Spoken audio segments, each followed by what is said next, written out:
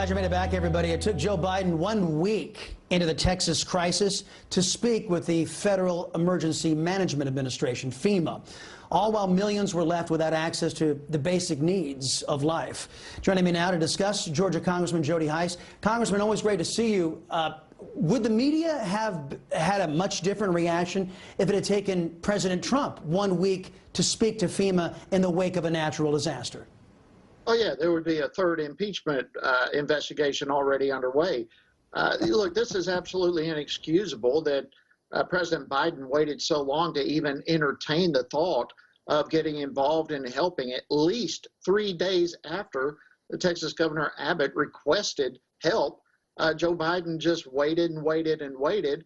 And finally, I believe it was on Saturday, after most of the power was already restored in Texas, that he finally does something. This is inexcusable and something that no president should have lagged behind. Some 70 deaths, most of them in Texas, and 4 million plus people without power during unbelievably frigid conditions. President Biden should have been more active.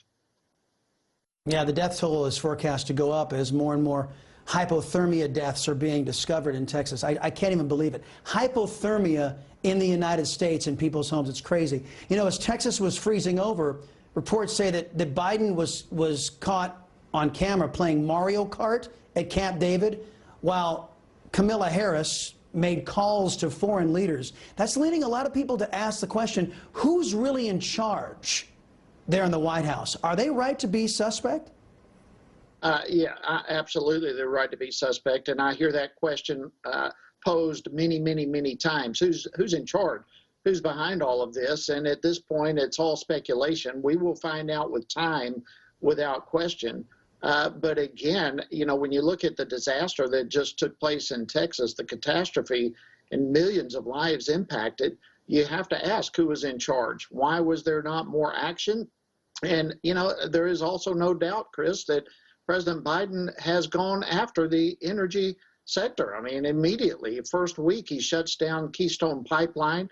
He has gone after energy, be it coal, nuclear, or natural gas. And those are the very things that were desperately needed in Texas at a time when renewable sources simply were not adequate enough to carry the load. Yeah. Last thing I have for you is Senator Kelly Loeffler, fresh off her defeat, is trying to found an organization to challenge Stacey Abrams to get the vote out. Question, Congressman, if Georgia isn't forced to confront not only the fact that it violated its own election laws in the last election, pay a price for that, and then fix that illegality, Loeffler's efforts, they won't matter very much, will they? Yeah, Senator Loeffler called me today, in fact, to discuss this. And, you know, so we are getting involved. We're getting engaged in it.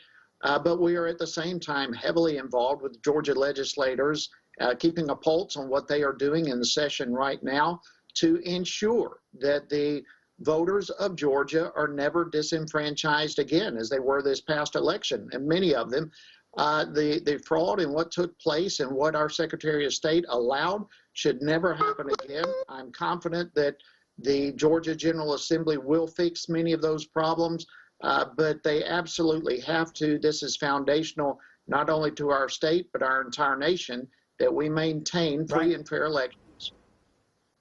Yeah, Congressman, the fraud aside, the fact that you had a state that violated its own election laws, that can't be allowed in a country that's supposed to be a nation of laws, in my humble opinion. Congressman Jody Hice, always a pleasure talking with you, sir. Thank you very much.